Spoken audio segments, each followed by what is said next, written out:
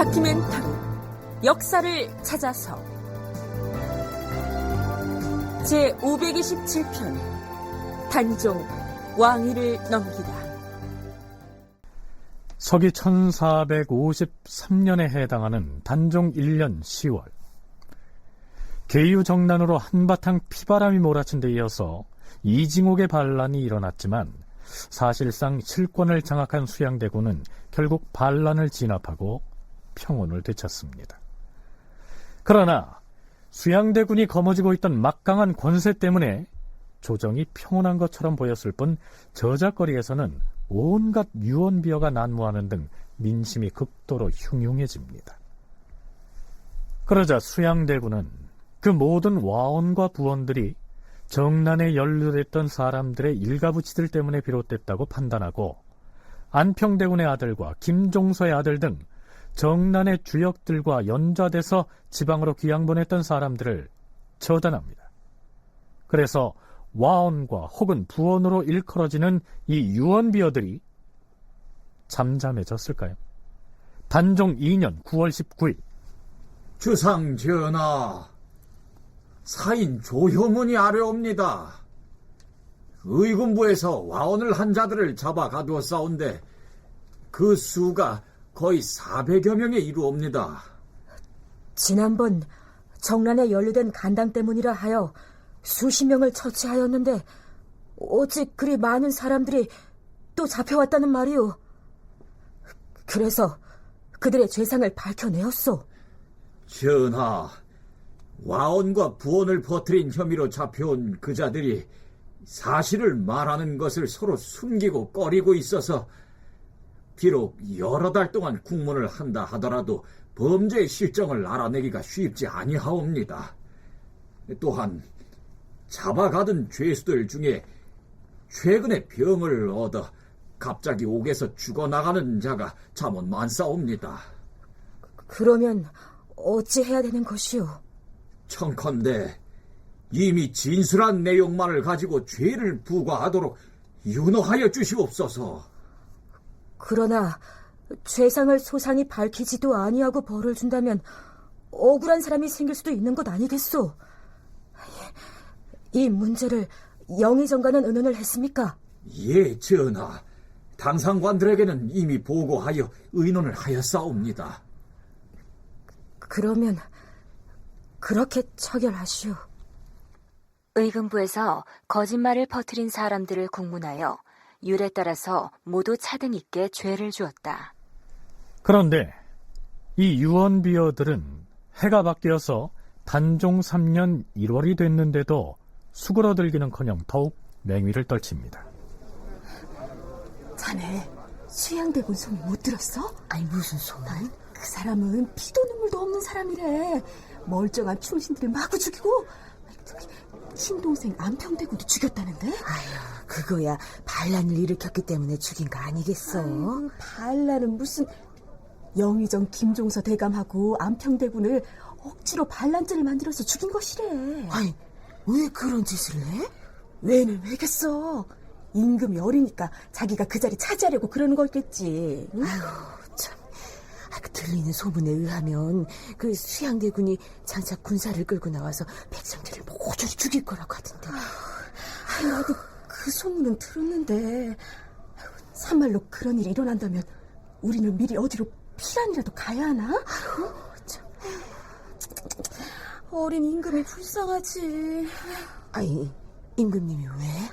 수양대군 그 사람이 어린 임금님을 어찌어찌 할 것이라는 소문이 바닥에 퍼졌다시 하나. 아이고, 참, 곧 왜구가 들이닥칠 거란 소문도 나들던데.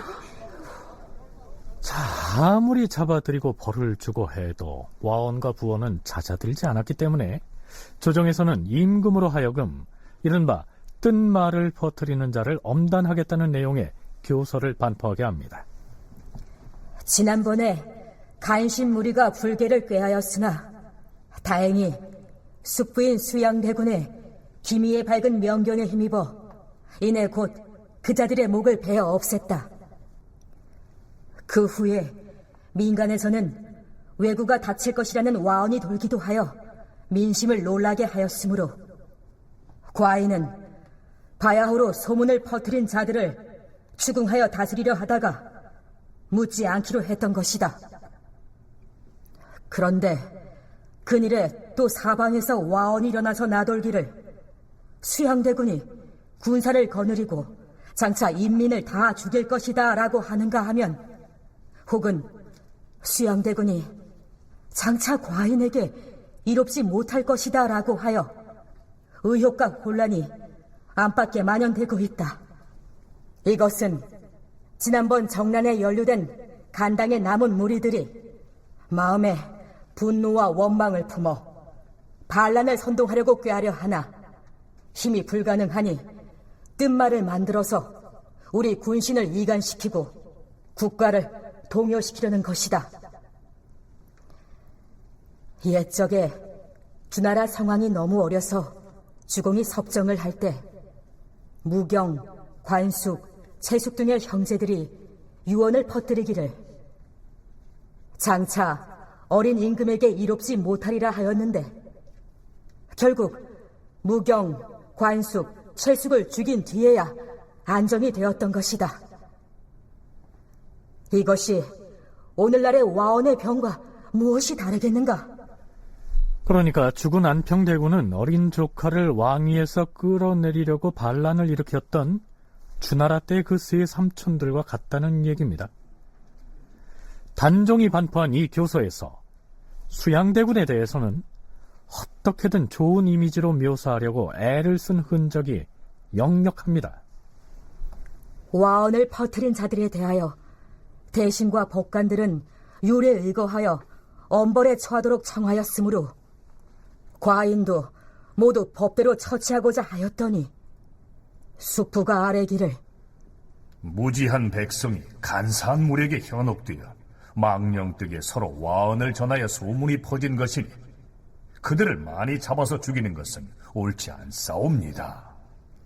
이렇게 말리셨고, 과인도 또한 생각하기를 와언을 퍼뜨린 자를 잡을 수 없다면 그 말을 전한 자들에 대해선 너그러운 법으로 관용을 베푸는 것이 옳다고 생각하여 숙부의 뜻에 따르기로 하였다.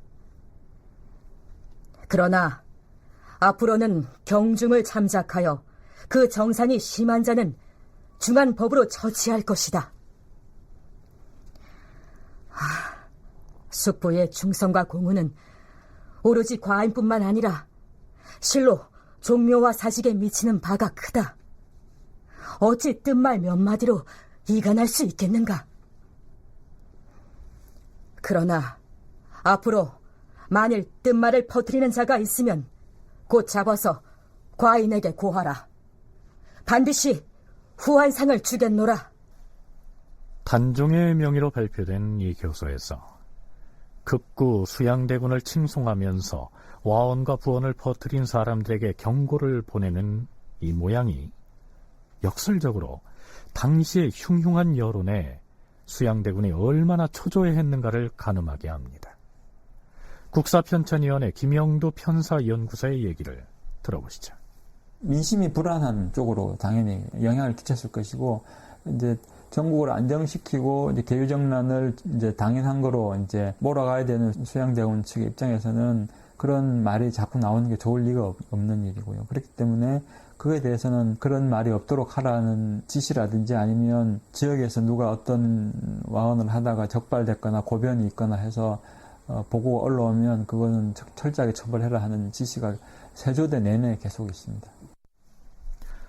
김영도 연구사도 언급을 했습니다만 수양대군과 관련된 이 와언과 부언들은 정작 그가 왕위에 오른 뒤인 세조 치하에서 더욱 맹렬하게 기승을 부림으로써 당사자인 세조의 심기를 괴롭게 만듭니다. 그런데 연세대학교 윤훈표 연구원은 이 와언 부언 파동을 오히려 수양대군 쪽에서 부추기고 조장했을 가능성도 있다는 분석을 내놓습니다. 조선 사람들이 당시 제일 무서워하는 게 왜구라고 한다면 왜구가 쳐들어온다, 이런 이제 소문을 퍼뜨려 가지고 그런 위협이 만약 가중된다라고 하면 사람들이 누구를 바라겠느냐? 강력한 카리스마와 리더십을 갖고 있는 사람들에게 의존할 것이다라고 그쪽에서는 파악하고 있었던 것 같습니다. 그렇기 때문에 이제 이 적절한 인물이 수양이다. 이렇게 이제 맞소문을 좀 퍼뜨릴 가능성이 제가 보기엔 대단히 높았던 것 같습니다. 그러니까 수양을 반대하는 측의 어떤 소문과 수양을 지지하는 측의 어떤 소문을 이렇게 서로 막 퍼뜨리면서 일종의 경쟁 같은 걸 해가지고 민심을 자기 편으로 끌어들이려고 했던 것 같습니다. 그러니까 수양대군 측에서는 이러한 효과를 노리고 특히 외구 관련 와원들을 퍼뜨렸을 수도 있다는 얘기입니다. 곧 외구가 쳐들어올 것이란 소문이 서울 장안에 파다하던데. 아휴, 그놈들이 몰려오면 곡식하고 재산만 약탈해 가는 게 아니라 사람도 닥치는 대로 잡아다가 노예로 부린다는데. 아휴, 무서워서 어떻게 살아. 세종대왕 시절에는 외구 쳐들어왔다는 소리 안 들어서 좋았는데. 근데 만일 외구가 몰려온다면 13살 어린 임금님이 감당할 수 있겠어? 그러게 말이야. 뭐니 해도 나라가 위급지경일 때는 수양대군 같은 사람이 임금 자리를 떡 꿰차고 있어야 든든할 텐데 말이야. 내 말이 그 말이야. 수양대군 측에서 자신의 강력한 지도력에 대해서 지지를 받기 위해서 이러한 공작을 했을 수도 있다는 얘기입니다. 우리의 현대 정치사에서도 가령 선거 국면에서 북한의 위협을 과장되게 강조해서 정치적인 이득을 보려고 했던 사례가 있었던 것처럼 말입니다. 하지만 과연 수양대군 측에서 그런 와원과 부원을 자가 발전함으로써 제 얼굴에 침 뱉는 일을 시도했을지는 의문입니다. 조선 왕조실록 기록 중에서 단종 3년 1월 24일치의 기사 내용은 우선 그 형식 면에서 매우 획기적입니다.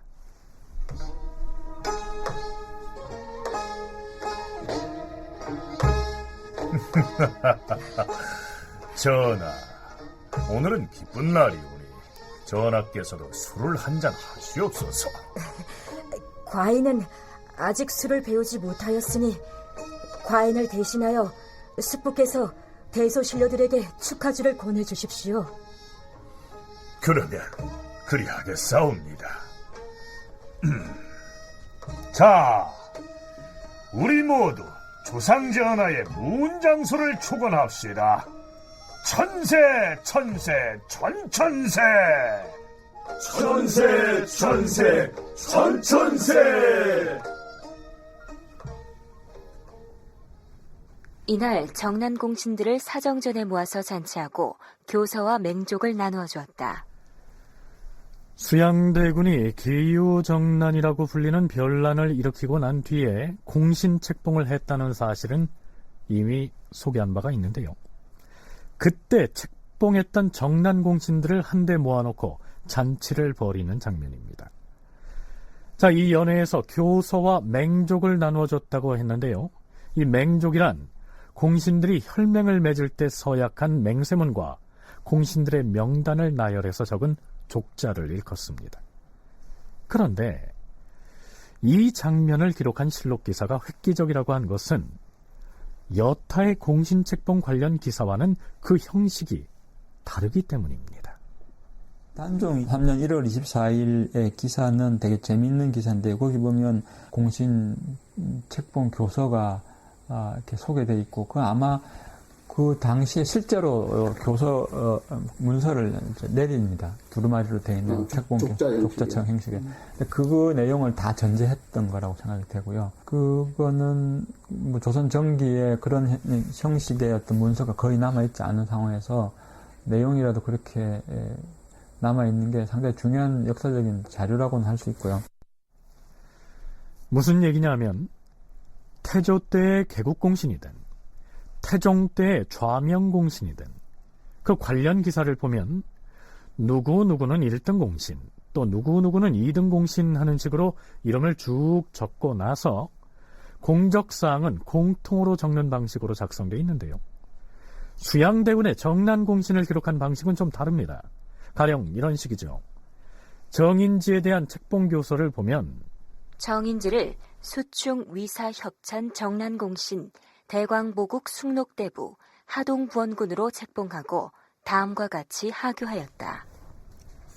경은 기질이 맑고 온화하고 성품이 밝고 민첩하였다. 시와 문은 당나라 시대의 유명한 문인 한유와 두보를 능가하고 뜻과 한문은 은나라 시대의 명재상인 이윤과 공자의 제자였던 안현과 부합한다. 지식이 넓고 크니 당당한 군자의 도량이요 흉금이 활달하니 낙낙한 장부의 풍도로다. 뜻밖의 안평대군 이용이 간신 황보인 김종서 등과 더불어 밖으로는 번장과 결탁하고 안팎에 나누어 운거하게 하니 화기는 잠깐 사이에 발하게 되었다. 이때 숙부 수양대군이 밝게 알아서 맨 처음 대의를 부르짖으니 경이 능히 계획에 협조하여 명분을 바르고 죄역을 토벌하였도다. 역정무리는 단숨에 무찌르고 나라 운수는 바람번 드는 사이에 편안하여졌도다. 내가 사직을 보존함을 생각하니 그대의 큰 공이 가상하여 공운을 책정하여 1등 공신으로 삼고 그 부모와 아내에게 관작을 주고. 자, 1등 공신인 정인지에 대한 공적사항은 상당히 길게 이어집니다. 조금 건너뛰어서 한명회에 대한 책봉 교서는 또 이렇습니다. 그대 한명회는 충과 효로 뜻을 세우고 예와 의로 일에 복무하였다. 지위가 비록 낮고 몸이 비록 궁하나 뜻이 참으로 원대하였으며 사람들도 또한 큰 그릇이라 일렀다.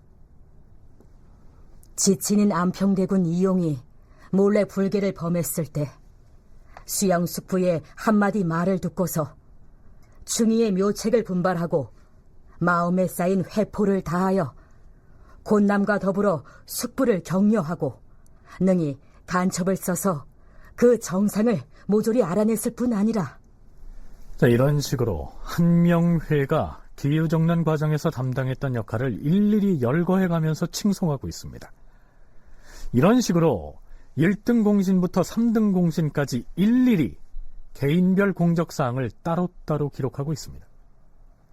명단을 쭉 적어놓고 뭉뚱그려서 기록한 여타의 기사들과는 달리 개개인의 공운을 따로따로 명부에 올리고 두루마리 족자에도 적어서 나누어줬으니까 정난 공신들을 실질적으로 선택해서 책봉한 수양대군으로서는 그렇게 함으로써 그들로부터 한층 더 높은 충성을 이끌어낼 수 있다고 여겼겠죠. 그런데 이 공신 중에는 계유정난의 진행 과정에서 아무런 역할을 하지 않은 사람들도 포함되어 있는 점이 또한 이채롭습니다. 김영두, 윤훈표 두 전공학자의 얘기를 차례로 들어보시겠습니다. 수양대군에게 동조적인 입장에 있었던 대신들, 예를 들어서 뭐 이계전이라든지 이런 사람들이, 정인지라든지 이런 사람들이 들어가고, 신숙도 뭐 그런 그룹에 포함된다고 할 수 있고요. 그 다음에 이제 좀 재밌는 거는 집현전의 학사들 몇 명이 성산문고를 들어가는데, 그 사람들은 아마 제 생각에는 그 직전에 김종서나 황보인이 단종대 정권을 잡고 있을 때 상당히 비판적인 입장이 있었습니다. 황표정사 이런 얘기도 나오고 했을 때 이제 대신이 너무 정권을 행사하면 안 된다 하는 것이 이제 밑에 중하급의 특히 문신들의 입장이었는데, 그런 입장이 이 세조를 편들려고 한 건 아니었겠지만 결과적으로 이제 김종서, 황보인 등 대신들의 어떤 잘못을 부각시켜주는 측면이 있었기 때문에 계유정난에서 뭐 수양편에 가담해가지고 김종서, 황보인, 안평대군 이걸 뭐 제거하는데 공을 세운 사람들에게 이제 내린 게 그 정난 공신들입니다. 모두 이제 43명인데요. 1등은 뭐 그 수양대군, 그 다음에 뭐 정인지, 뭐 이런 이제 그 인물들이고요. 그래서 이제 한명회까지 포함해서 12명이고, 2등은 이제 11명이고, 3등은 이제 20명인데, 모두 다 세조의 최측근 인물들이었습니다. 근데 여기 하나의 예외가 들어있는데요. 그것이 성산문입니다. 공이 없는데 왜 이 사람은 들어갔냐? 이 사람은 이제 집현전 학사를 대표하는 사람들이기 때문에 협력을 얻고자 공신으로 책록을 했습니다. 그런데 이 사람이 왜 공이 있냐? 이걸 이제 보여줘야 됩니다. 집현전 학사들 몇몇이 공신록에 올라 있는 것은 예전에 영의정 황보인과 좌의정 김종서 등 의정부의 대신들이 어린 단종에 대해서 섭정에 가까운 영향력을 행사했을 때 황표정사로 상징되는 그들의 전횡을 비판한 적이 있었는데요. 수양대군이 그러한 점을 기억해 두었다가 공신으로 책봉한 것이 아닌가, 이러한 추측입니다. 그 중에서도 성산문에 대한 공신 책봉은 억지로 끼워 넣은 인상이 짙습니다. 처음부터 뭐 성산문이 음모에 가담한 것도 아닌데, 그러면 이제 그걸 써줘야 되는 거죠. 아, 성산문은 이런 식의 뭐 공이 있기 때문에 자격이 충분히 있다. 이거를 이제 보여주지 않으면 뭐 안 됐던 것이죠. 좀 곤란한 면이 있었죠. 나중에 이제 그 성산문은 단종 보기 사건이 이제 터지면서 박탈이 됩니다만, 어쨌든 그 이전에는 공신이니까 무언가 공이 있다고 하는 것을 문서나마 확실하게 이제 보여줄 필요가 있었다. 그걸 제외하고는 대부분 그 세조 정권의 어떤 중추들인데, 이 사람들의 그 가장 문제가 정당성입니다. 정말 이 사람들이 공이 확실한지 그것을 이제 보여줘야 됐는데, 그걸 보여주기 위해서 교서 작성이 아주 필요했던 것이죠. 공신 책봉 후에 성산문은 자신은 아무런 공을 세운 바가 없다면서 공신록에서 이름을 빼달라고 요청하지만 받아들여지지가 않습니다. 공신으로 책봉된 사람이 그걸 취소해달라고 요구한 것은 찾아보기가 힘든 사례지요. 이 무렵 단종은 나이가 어릴 뿐 아니라 막강한 권세를 휘두르는 수양대군의 위세에 눌려서 거의 자리만 지키고 있는 임금이 아니었나, 이렇게 여겨집니다. 물론 단종처럼 어린 나이에 즉위한 임금도 없지는 않았지요. 제9대 임금인 성종 역시 12살의 왕위를 물려받았는데요. 그러나 이 단종과 성종은 그 처지가 달랐습니다. 어린 나이에 왕이 된 사람이 단종만 있는 건 아니지 않습니까? 성종도 마찬가지고 명종도 마찬가지인데, 그런 경우에 단종과 가장 큰 차이는 왕실에 나이 많은 여자들, 어머니라든지 할머니라든지 그런 사람들이 있어서 강력한 후원을 해줬다는 차이가 있는데요. 단종은 그렇지가 않다 하는 거죠. 어머니는 단종을 낳다가 죽었기 때문에 어머니는 얼굴도 본 적이 없고요. 그래서 이제 할 수 없이 단종은 할머니 손에 자랐는데, 그 친할 뭐 후궁들이 많기 때문에 애기 보면 혜빈양 씨가 세종의 후궁인데 단종을 키웠다, 이렇게 보통 얘기하고 있습니다. 단종에게 모후나 대비가 있어서 수렴청정을 했더라면 수양대군에게 휘둘리지 않고 왕권을 지켜낼 수도 있었겠죠. 이러한 상황에서 어린 시절부터 단종을 키워온 혜빈 양씨야말로 단종에게는 할머니이면서도 어머니 같은 존재였겠죠. 혜빈 양씨는 세종의 후궁입니다. 양씨는 이제 원래 궁인이었는데요. 그 문종을 갖다가 이제 보살피다가 문종이 이제 병이 들어가지고 아주 열심히 보살폈던 것 같습니다. 그때 그 세종의 눈에 딱 들어와가지고 후궁이 되었습니다. 그러니까 이제 그 처음부터 문종하고 아주 관계가 깊고 옆에서 이제 보았던 사람이죠. 그리고 이제 그 세자빈이 그 나중에 이제 현도광후인데, 그 단종을 나오는 갑자기 이제 그 이 세상을 떠나게 되자 그 단종을 맡아서 길렀던 것이 바로 이 혜빈입니다. 왜냐하면 그 문종과 가까운 그런 어떤 그 궁인이었기 때문이죠. 그래서 이제 세종이 이제 죽은 후 궁 밖에 나가서 이제 살다가, 왜냐면 뭐 세종이 후궁으로는 나가야 되니까 살다가 그 단종이 즉위한 후에 자기를 어렸을 때 키워줬으니까 불러옵니다, 혜빈을. 그리고 이제 그 혜빈이 낳은 왕자들도 들어오게 되는 거죠. 그렇다면 혜빈 양씨를 비롯한 왕실 가족들은 계유정난으로 안평대군이 희생된 이 상황을 어떻게 받아들였을까요? 어서 오세요. 그렇잖아도 쓸쓸하던 참이었는데 오늘은 모처럼 두 대군이 나를 찾아주시니 고맙습니다. 혜빈마마께 문우드리는 것이 당연한 일인데 별 말씀을 다 하십니다. 요즘 주상전환 가끔 만나십니까? 쉽게 만나지 못하지요. 그 어린 나이에 노회한 대신들에게 둘러싸여서 얼마나 외롭고 힘드실지. 지금도 안평 형님 생각만 하면 가슴속에서 우라가 치밀어 올라 견딜 수가 없습니다. 안평 형님이 어딜 보아서 몰래 반역 음모를 꾸밀 사람입니까? 김종서 대감하고 시를 지어 주고받았다 해서 반역자로 몰아서 잡아 죽이다니 어찌 고륙지간에 이럴 수가 있다는 말입니까? 그럴 사람이 아니었지요, 우리 안평대군은. 안평대군하고 시문을 주고받은 사람이 어디 김종서 대감뿐이었습니까? 그림은 또 얼마나 잘 그렸다고요. 참, 안평 형님이 남기고 가신 글씨와 그림들은 누가 어떻게 처리를 했습니까? 수양 형님의 지시로 모두 태워 없애버렸습니다. 어찌 이럴 수가. 천하의 명필이었는데. 네, 실제로 안평대군이 강화로 유배됐다가 사약을 받고 세상을 떠난 직후인 단종 1년 10월 25일의 실록 기사에는 이러한 내용이 올라 있습니다. 그때 안평대군 이용과 이현로의 집에는 괴상하고 신비스러운 글들이 많았는데 수양대군이 보지도 않고 모두 불태워버렸다. 안평대군이 시서화에 두루 능했다고 했으니까요. 후세에 전해졌으면 귀한 문화유산으로 남았을 텐데 수양대군은 그것마저도 용인하기가 싫었던 모양입니다. 그리고 안평대군의 책사로서 계유정난 때 역시 수양대군에 의해서 죽임을 당한 이현로 역시 서화에 뛰어났다고 기록되어 있는데요. 그의 서책들이나 그림들도 모두 수양대군에 의해서 불태워졌던 것이죠.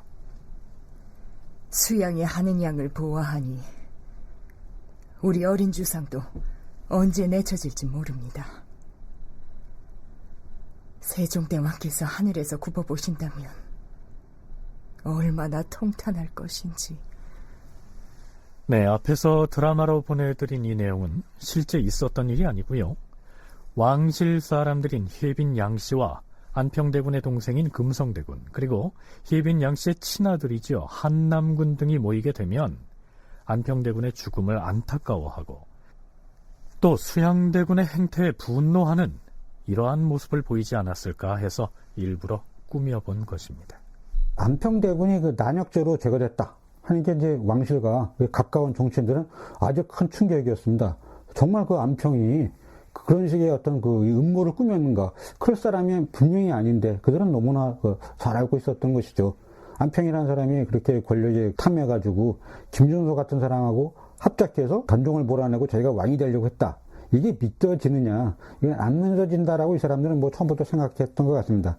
그런데 증거로 제시한 게 김종서에게 보낸 시 한 편이었는데요. 이거는 뭐 다른 사람들하고도 이 안평대군은 워낙 이 문예가 출중했던 사람들이라 많이 보냈습니다. 김종서뿐만 아니라 많은 사람들과 교류를 했는데 그럼 그 사람들이 다 반역에 가담했는 것인가? 수양대군의 계유정난을 비판하는 등 수양에 대해서 드러내놓고 비판적인 모습을 보였던 왕실 사람은 세종의 6번째 아들인 금성대군이었습니다. 장차 어린 조카를 몰아내고 스스로 왕위에 오르겠다는 야심을 품고 있던 수양대군에게는 눈엣가시 같은 존재였겠죠. 단종 3년 6월에 대단히 중요한 사건 하나가 터집니다. 수양대군의 왕권에 대한 욕망이 노골화된 사건이라고 할 수가 있겠죠. 자, 오늘은 매우 중대한 사안을 논의할 것이니 모두 자리에 앉아보세요. 수양대군이 오의정 한확, 좌찬성 이사철, 우찬성 이계린, 좌참찬 강맹경, 병조판서 이계전, 이조판서 정창손, 호조판서 이인손, 형조판서 이변 등과 같이 빈청에 모여 의논하였다. 그런데 수양대군이 먼저 이렇게 입을 뗍니다. 혜빈양씨, 상궁 박씨, 거기에다 금성대군 이유, 그리고 한남군 이여, 영풍군 이천, 동지중추원사 조유례, 호군 성문치, 이자들이 무엇을 하였는지 아십니까? 난역을 도모하였습니다. 난역을 도모하다니. 이 난역에 참여한 일당이 상당히 여러 명인 것으로 밝혀졌으니 이 문제를 가볍게 보아 넘길 수 없습니다, 그리요.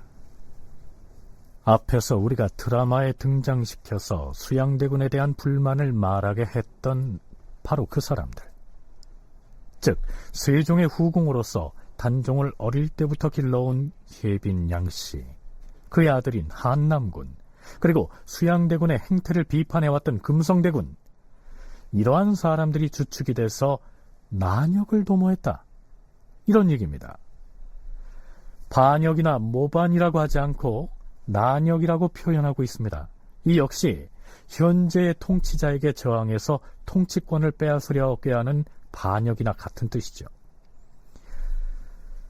여기에 수양대군이 단종을 키웠던 혜빈 양씨의 두 아들인 한남군과 영풍군을 모두 이 난역에 가담한 것으로 점찍고 있는 점이 눈에 띕니다. 혜빈 양씨의 친아들이 3명이 있었는데 한남군, 수춘군, 영풍군. 여기 이제 한남군하고 영풍군은 그 난역을 도모했다는데 이름이 나오죠. 수춘군은 아마 그 전에 죽었을 거라고 생각이 되는데요. 그래서 혜빈 양씨와 양씨의 아들들은 궁궐에서 몇 안 되는 단종의 지지 세력이었다, 이렇게 생각할 수 있겠고요. 그중 이제 세종의 아들들, 그러니까 단종에게 있어서는 숙부들이 되겠는데, 숙부들 중에도 끝까지 이제 단종을 지지했던 사람이, 이 계유정난 이후에도 단종을 지지했던 사람이 금성대군이라고 할 수 있습니다. 여기에서 합사란, 나라에 큰일이 생겼을 때 관계가 있는 관청들이 합동으로 일을 행하는 것을 일컫는데요. 요즘식으로 말하자면 국가적으로 매우 크고 중대한 사건이 터졌기 때문에 합동수사본부를 차려서 조사하게 했다, 이런 얘기가 됩니다. 드디어 조사 결과를 보고하는데요. 대개는 이런 내용입니다. 금성대군은 이전에 지은 잘못을 스스로 반성하지 아니하고 무사들과 은밀히 교류하였사오며 그 일당에게 후의정을 베풀면서 혜빈 등과도 서로 결탁하였사옵니다. 또한 자신의 양모인 의빈으로 하여금 혜빈궁에 들어가 거처하게 하였고 그 유모인 총명 등을 시켜 수시로 은밀히 왕래하여 왔사옵니다. 또한 금성대군은 상궁에게 계집종을 주고는 서로 통하며 안부를 전하여 왔사옵니다. 이 밖에도 한남군과 영풍군 등과 더불어 혜빈과 결탁하여 문종 때부터 국내에서 마구 권세를 부려왔으니 그 불법한 일은 이루 열거할 수조차 없사옵니다. 그뿐 아니라 또한 대신과 종실들의 의논을 기다리지 않고 독단하여 의빈의 친척인 박문규의 딸과 금성대군의 처적인 최도일의 딸을 왕비로 세우려다가 뜻을 얻지 못하였고 드디어는 자기가 내세운 사람이 중전이 되지 못하였다 하여 온갖 계교로 이간하여 왔사옵니다. 또한 정정이 은밀히 혜빈과 금성대군을 섬겨온 것은 온 세상이 다 아는 사실이오며 조일에도 역시 그들의 일당이옵니다. 신등이 계달하려고 한 것이 이미 오래인데 그 기세가 날로 심한즉 종묘 사직의 대계를 생각하여 어찌 사사로운 정으로서 공공의 일을 배하도록 하겠사옵니까? 청컨대 조속히 그 죄를 밝히고 바로잡으시옵소서. 난역, 즉 반역 음모를 적발했다면서 합동수사를 해서 내놓은 발표 내용이 이상과 같습니다. 아무리 다시 읽어봐도 구체적인 죄목이 무엇인지 금세 잡히지가 않습니다. 단종의 왕비로 누구를 세우려다가 실패했다거나 어느 날 금성대군의 집에 모여서 잔치를 하고 활쏘기를 했다. 누구누구와 결탁해서 수시로 왕래했다. 문종 때부터 마구 권세를 부려왔다. 그 반역 사건의 죄상이라는 것이 이렇습니다. 아마도 수양은 왕권을 거머쥐기 위한 자신의 행로에 방해꾼이 될 것 같은 이 금성대군을 어떻게든 올가미를 씌워서 쳐내려고 했던 모양입니다. 수양의 입장에서 본다면 가장 큰 걸림돌이 자기를 그 거주시라고 떠들고 있는 금성대군, 그 다음에 그 단종을 갖다가 그 키웠고, 그 다음에 이제 그 보필하려고 노력하는 혜빈, 그의 자식들, 그의 일가부치들, 이런 거는 정말 눈에 그 가시가 그 돼버리게 된 거죠. 그래서 그 단종과 가까이 하면서 이를 지키려고 했던 인물들이 바로 그들이었기 때문에, 결과적으로 그 세조, 즉 수양대군 입장에서는 이들을 그냥 두어서는 절대로 안 된다라고 판단했던 것 같습니다. 따라서 그 차례차례 제거할 필요가 분명히 있었습니다. 무슨 죄를 어떻게 지었는지조차 명확하지 않은 상태에서 어린 단종은 수양대군이 난역의 죄인들로 점찍은 사람들에게 임금의 이름으로 벌을 내리는 역할을 담당해야 했습니다. 갓난아기 시절부터 자신을 키워준 할머니 혜빈 양씨를 비롯해서 한결같이 자신을 아끼고 사랑하던 사람들이었죠. 전하, 난역에 가담한 죄인들에게 어명으로서 형벌을 내리시옵소서.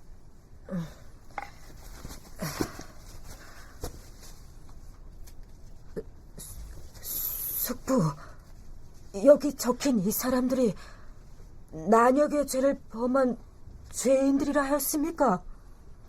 그러하옵니다, 전하.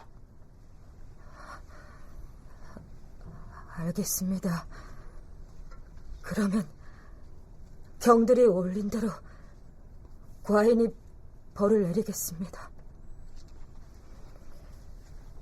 의금부에서는 난역에 가담한 혜빈 양씨를 청풍으로 기양 보내고 상궁 박씨를 청양으로, 그리고 금성대군은 상령으로, 한남군은 금산으로, 영풍군은 예안으로, 정종은 영월로 각각 귀양 보내도록 하라. 또한 조율에는 고신을 거두고 옥에 가두라. 성문치와 이예숭, 신맹지, 신중지, 신근지, 신경지 등의 고신을 거두고 멀리 변방으로 떠나보내어서 보충군에 편입하라. 반란이 일으켰다고 해서 유배되는데 구체적으로 어떤 죄를 지었는지 명확하지 않기 때문에 우리가 어떻게 처벌해야 될지 잘 모른다. 그러니까 그 구체적으로 어떤 죄를 지었기 때문에 그랬는지 밝혀달라, 이런 상소가 올라옵니다. 그런 걸로 봐서는 물론 궁중에서 있었던 일이기 때문에 이제 대신들이 잘 모르는 과정에서 진행됐다, 이렇게 또 얘기할 수 있는데, 삼사의 관리들이 도대체 무슨 죄로 저 사람들이 유배를 가는지 모르는 상황 정도가 되면 이거는 구체적인 반란이 진행됐다기보다는 이 세조가 단종의 지지 세력을 확실하게 제거하기 위한 그런 수순을 밟는 거라고 해석하는 게 더 맞을 것 같습니다. 그런데 이른바 이 난역이 아닌 난역 사건을 꾸며내서 금성대군을 제거할 묘책을 궁리한 사람은 역시 수양대군의 책사인 한명회였던 것으로 나타납니다. 세조가 즉위한 직후인 세조 1년 윤 6월의 실록 기록을 살펴보죠. 금성대군 이유는 성질이 호탕방중하여 근신할 줄을 모르고 사치하고 참람하였으며 무엇보다 안평대군 이용과 가까웠는데, 안평대군이 실패한 뒤로부터 항상 불만을 품어오다가 드디어 화의군 이영과 더불어 협력하기로 모의하였다.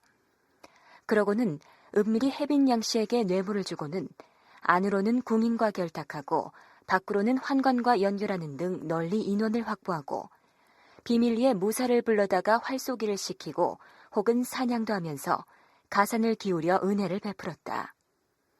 한명회는 수양대군에게 금성대군을 일찍 제거하여 화근을 없애도록 청한 바가 있었는데 수양대군이 반대하였다.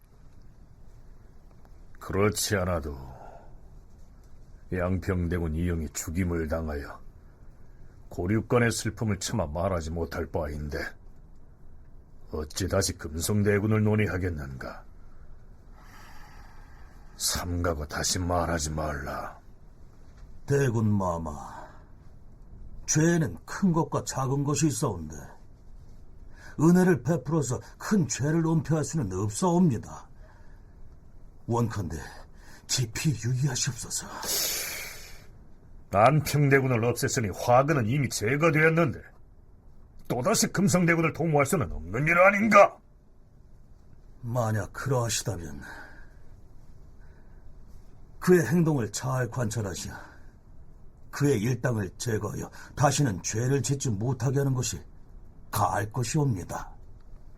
그리고 얼마 안 되어 금성대군의 음모가 더욱 드러나므로 무 사람들이 모두 그의 제거를 청하였던 것이다. 금성대군이 일찍이 수양대군을 쫓아 주역을 배운 바가 있는데 수양대군이 그를 사랑하였다.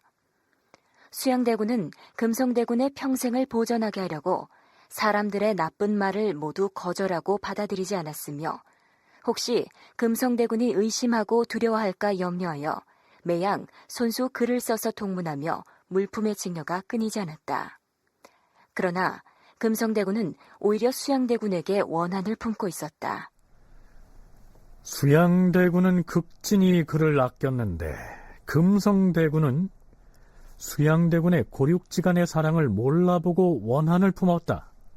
이러한 내용입니다. 어찌됐든 별로 지은 죄도 없이 금성대군을 비롯한 단종의 측근들은 유배형을 감수해야 했는데요. 이 사건을 설계한 사람이 바로 한명회였던 것이죠. 자, 그렇다면 금성대군은 장차 유배형에 그치게 될까요? 혜빈 양씨와 금성대군 등을 유배형에 처하라는 교지를 내린 바로 그날, 단종은 결국 측근에게 이렇게 말합니다. 내가 나이가 어리고 중앙과 지방의 일들을 두루 잘 알지도 못하는 탓으로 간사한 무리들이 은밀히 발동하고 난을 도모하는 싹이 종식되지 않으니 이제 대임을 영의정에게 전하여 주고자 합니다. 전하, 지금 영의정이 서울과 지방의 모든 일을 다 총괄하고 있사온데 다시 어떤 대임을 영의정에게 전한다는 것이옵니까? 내가 이전부터 이미 이런 뜻이 있었거니와 이제와 그 계책을 정하였으니 다시 고칠 수는 없습니다. 속히 모든 일을 그렇게 처리하도록 하시오. 아니되옵니다, 전하. 명을 거두어 주시옵소서. 과인이 이미 마음을 정했으니 그리할 수는 없소. 자, 그렇다면 단종은 왜 이때에 이르러 갑작스럽게 왕위를 넘기겠다고 했을까요? 윤은표 연구원의 얘기입니다. 저는 자의반 타의반도 거의 이제 섞여 있을 거라고 생각됩니다. 근데 제가 보기에는 후자의 비중이 아주 더 큰 것 같고요. 이미 그 단종은 수양 측 인사들에 의해서 포위돼가지고 꼼짝할 수가 없었습니다. 더군다나 그 모인 현도광후마저 사명했기 때문에 왕실로부터도 아무런 보호를 받을 수가 없었습니다. 측근 중에 가장 가까운 사람들이 없어가지고 국정을 갖다 수행하는데 조언이나 도움도 없고 그야말로 이제 고립된 상태에 있었기 때문에 정치하려고 해도 할 수가 없었습니다. 그냥 물러나는 수밖에 없었죠. 김영두 연구사는 무엇보다 자신을 키워준 혜빈 양씨가 난역 사건에 얽혀서 유배형에 처해지고 금성대군 등 그나마 왕실에서 자신을 지지해온 가까운 사람들이 줄줄이 제거되는 이 상황을 보고 더 이상은 버틸 수 없었을 것이라고 분석합니다. 아니되옵니다. 거두어 주시옵소서. 거두어 주시옵소서. 군신들이 입을 모아 어명을 거둘 것을 굳게 청하고 세조 또한 눈물을 흘리며 완강히 사양하였다. 환관 전균이 다시 들어가 이러한 사실을 아뢰었다. 조금 있다가 전균이 다시 나와 전교를 선포하기를 들으시오! 주상 전하로부터 상서사 관원으로 하여금 대보를 들여오라는 분부를 내리시었소. 전균이 그렇게 전하자 모든 대신들이 서로 돌아보며 얼굴빛이 변하였다. 또다시 명하여 옥새를 가져오라 재촉하니 동부승지 성산문이 상서사로 나아가서 대보를 내다가 전균으로 하여금 경회로 아래로 받들고 가서 바치게 하였다. 임금이 경회로 아래로 나와서 수양대군을 부르니 수양대군이 달려들어가고 승지와 사관이 그 뒤를 따랐다. 임금이 일어나서니 수양대군이 엎드려 울면서 굳게 사양하였다. 임금이 손으로 대보를 잡아 수양대군에게 전해주니 수양이 더 이상은 사양하지 못하고 이를 받고는 엎드려 있었다. 그러자 임금이 말하였다. 이제 대보를 넘겨드렸으니 숙부님이 이 나라의 새로운 군주입니다. 부축하여 모시고 가십시오. 자, 이 장면을 상상하면서 그래도 수양대군이 왕위를 넘겨받지 않으려고 사양을 하는 것을 보니까 본래부터 왕위를 탐하지는 않았나 보다. 이렇게 생각해서는 안 됩니다. 어떤 경우든 왕위를 넘겨받은 사람은 유교 윤리상 2번 사양하는 것이 관행으로 굳어져온 겸양지덕의 예법이죠. 그런데 연려실기술을 보면 이와 관련해서 흥미로운 내용이 실려 있습니다. 승지였던 성산문과 박팽년에 관한 내용입니다. 수양대군이 왕위를 선임받을 때 자기는 덕이 없다고 사용하고 좌우에 따르는 신하들은 모두 실색하여 감히 한마디 말도 꺼내지 못하였다. 성산문이 그때 예방승지로서 옥새를 안고 울음을 터뜨렸다. 그러자 수양대군이 엎드린 채 겸양하다가 머리를 빤히 쳐들어서 성산문을 바라보았다. 이날 박팽년이 경회로 못가에서 빠져 죽으려고 하자 성산문이 굳이 말리며 말하였다. 이제 비록 왕위는 옮겨졌지만 우리 임금께서 아직 상황으로 계시지 않은가? 그러니 우리가 악착같이 살아남았다가 도모하면 못할 것이 없을 게야. 도모하다가 안 되면 그때 죽어도 늦지 않을 것이네. 자, 앞에서 수양대군이 겸양의 예를 갖추기 위해서 엎드려 있다가 성산문이 옥새를 안고 울음을 터뜨리자 그러는 성산문의 얼굴을 빤히 바라봤다는 대목이 인상적인데요. 수양대군은 성산문의 이러한 모습을 보고서 단종이 수양에게 왕위를 선의하는 것을 찬성하지 않는다는 사실을 간파하고 어디 두고 보자 그랬을지도 모르겠습니다. 단종에게서 수양에게로 왕위가 넘겨진 이 상황을 두고 세조를 옹호하는 측에서는 여러모로 한계를 느낀 단종이 자발적으로 수양대군에게 왕위를 양보한 것이다. 따라서 수양대군이 왕위를 찬탈한 것은 아니다. 이렇게 평가하기도 합니다. 실제로 노산군 일기에는 그렇게 올라있기도 하죠. 그러나 단종이 자의에 의해서 수양에게 왕위를 넘겼다고 보는 사람은 그리 많지 않습니다. 우리가 만났던 2명의 연구자들 역시 같은 견해를 피력합니다. 단종에게 환경을 갖다가 아주 극도로 고립되고 아무도 돌보지 못하게 만들어 주었던 사람들이 바로 수양대군과 그 일파들이었습니다. 그러니까 단종이 이제 어쩔 수 없이 자기 뜻보다는 거의 밀려서 등떠 밀려서 나간 것처럼 이렇게 이제 돼버리니까 이때 이제 자신들에게 쏟아지는 비난을 모면하기 위해서 자발적으로 넘긴 것이다. 아주 자발적인 것이 없지 않았겠죠. 왜냐면 아무도 없고 어떻게 하려고 해도 할 수 없으니까 이렇게 되면 내가 물러나야 되지 않을까 이렇게 한마디 그냥 던진 게 죄송하지만 이제 그 이야기를 받아가지고 아주 크게 부풀려가지고 이미 물러나려고 했다. 나이가 어리고 그 다음에 어린 나이에 왕이 된 이후에 개유정난부터 시작해서 여러 가지 모반 사건, 반란 사건으로 어떻게 보면 혈육 간의 어떤 그런 투쟁이 일어났는데 그런 것에서 무력감을 느껴서 난 도저히 능력이 안 된다. 그러니까 유능한 우리 이 숙부께서 왕을 해주는 게 좋겠다. 이렇게 이제 서술이 되어 있습니다. 근데 이제 그거를 액면 그대로 믿기에는 바로 앞에 있었던 사건, 그러니까 금성대군과 해빈양씨 세력을 반란 모의로 엮어서 유배 보내는 거하고 너무 이렇게 시기적으로 맞닿아 있고 그건 그래서 서로 영향을 주고받았다라고 말할 수밖에 없는데 그거는 누가 봐도 단종을 지지하는 왕실 세력을 일망타진하는 사건이었고 네, 김영두 연구사는 단종이 수양대군에게 선의를 하기 전에 양측에서 어떤 조건을 두고 협상을 했을 가능성도 상상해 볼 수가 있다고 얘기합니다.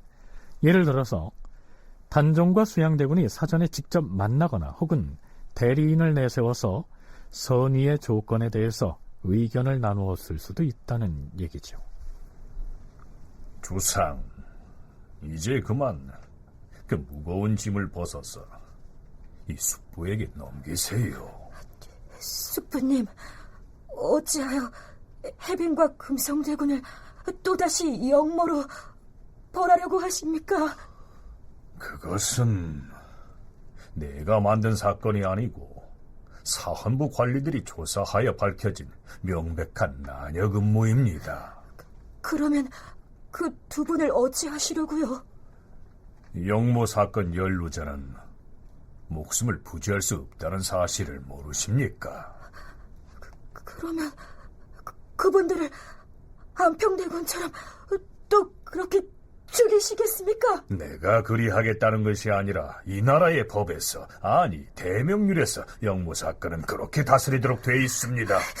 그분들을 살려주십시오. 그러면 선의를 하겠습니다.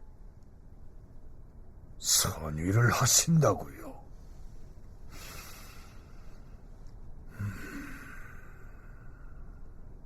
좋습니다. 선의를 하면 해빈과 금성대군을 살려주신다고 약조하겠습니까? 그리 약조하겠습니다. 사전에 이러한 거래가 있었을 수도 있다는 얘기입니다. 아닌 게 아니라 수양대군 즉 세조는 왕위에 오른 이후 귀양가 있는 금성대군을 처형해야 한다는 상소가 끈질기게 올라왔음에도 불구하고 상당 기간 동안은 금성대군을 지켜줍니다. 그러나 어디까지나 상당 기간 동안 그러했다는 것이죠. 나중에 금성대군은 단종의 보기를 꾀하다가 결국 죽음을 당하죠. 서기 1455년 음력 윤 6월 11일 단종은 정식으로 왕위를 넘긴다는 내용의 선의교서를 발표합니다.